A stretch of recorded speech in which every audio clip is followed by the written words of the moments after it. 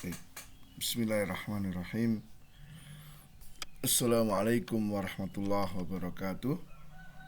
Alhamdulillah wassalatu wassalamu ala Rasulillah wa ala alihi wa ashabihi wa mawala mabad. Anak-anakku yang berbahagia, di kesempatan saat ini kita masuk di pembahasan yang kedua tentang perkara yang membatalkan keimanan dan yang mengurangi keimanan.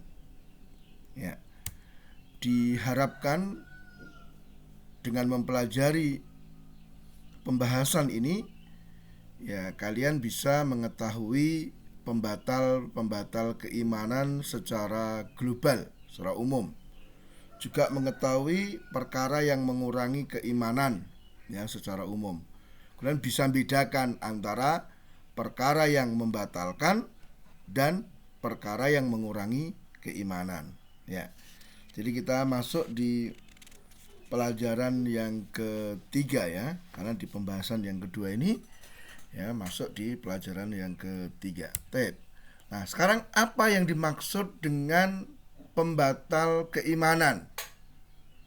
Ya, pembatal keimanan itu sama dengan pembatal keislaman, sama dengan pembatal tauhid. Jadi orang yang batal keimanannya ya sama, otomatis dia batal keislamannya, dia kafir gitu. Sehingga tidak ada perbedaan ya antara pembatal keimanan dengan pembatal keislaman. Nah, kemudian yang dimaksud dengan pembatal keimanan atau pembatal keislaman itu semua ucapan, semua amalan, semua keyakinan yang membatalkan keimanan dan mengeluarkan pelakunya dari keislaman. Ya. Nanti apa saja ucapan, amalan, dan keyakinan tersebut? Nah, kita bisa melihat di sini di antara perkara yang membatalkan keimanan yaitu syirik besar. Contohnya apa? Berdoa kepada selain Allah, ya, rukuk sujud kepada pohon misalnya, meyakini ada pencipta selain Allah Ta'ala. Kemudian perkara kedua yang membatalkan keimanan yaitu kufur besar, kufur akbar. Ya. Contohnya apa? Ya, contohnya adalah seseorang mengaku sebagai Tuhan seperti Fir'aun. Nah, kemudian yang ketiga adalah nifak akbar, nifak besar. Ya, ya contohnya seperti membenci Rasul Shallallahu Alaihi Wasallam, membenci Al-Quran, membenci Islam. Ya, nah ini perkara yang membatalkan keimanan. Dan nanti akan dibahas lebih detail lagi di bab-bab berikutnya. Kemudian kita belajar tentang perkara yang mengurangi keimanan, yaitu semua ucapan,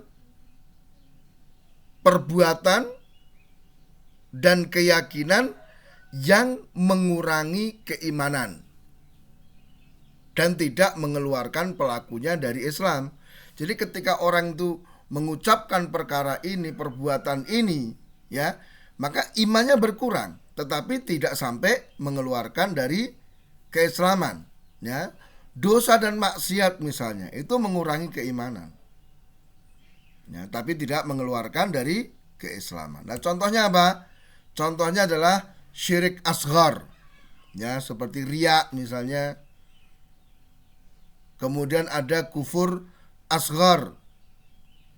Ya, ada nifak asghar, nifak kecil. Ya, seperti kalau bicara dia dusta. Ya.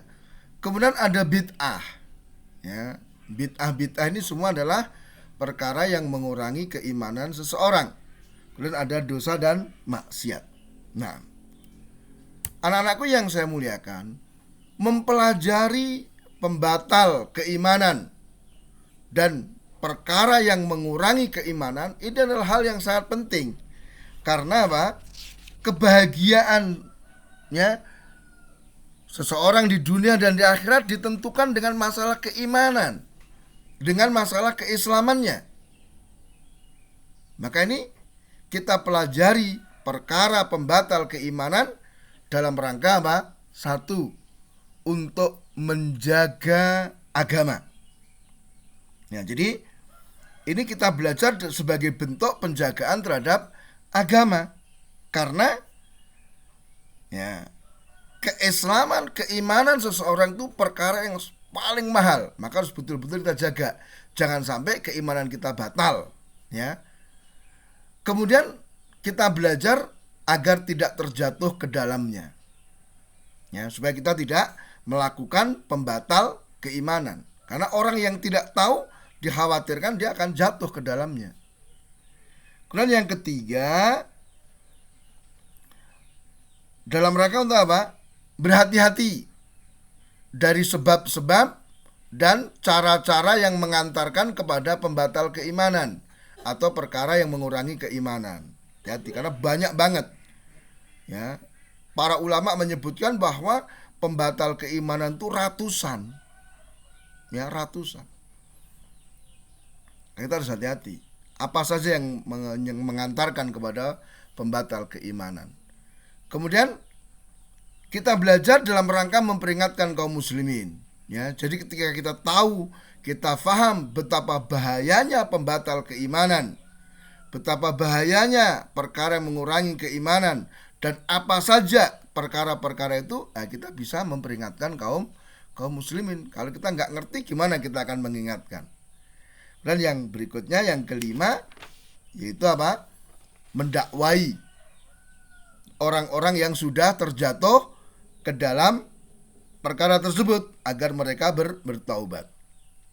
Ya, apalagi kalau kita lihat, ya, masih banyak di sekitar kita orang-orang yang meskipun mengaku muslim, ternyata mereka masih melakukan perkara-perkara atau masih memiliki keyakinan dan juga ucapan-ucapan yang hakikatnya membatalkan keimanannya atau minimalnya mengurangi keimanannya. Maka mudah-mudahan dengan kita belajar perkara ini, Allah Ta'ala menyelamatkan kita sehingga kita bisa istiqomah di atas keimanan dan mati di atas keimanan. Subhanakallahumma wa bihamdika asyhadu an la ilaha illa anta astaghfiruka wa atubu ilaik. Wassalamualaikum warahmatullahi wabarakatuh.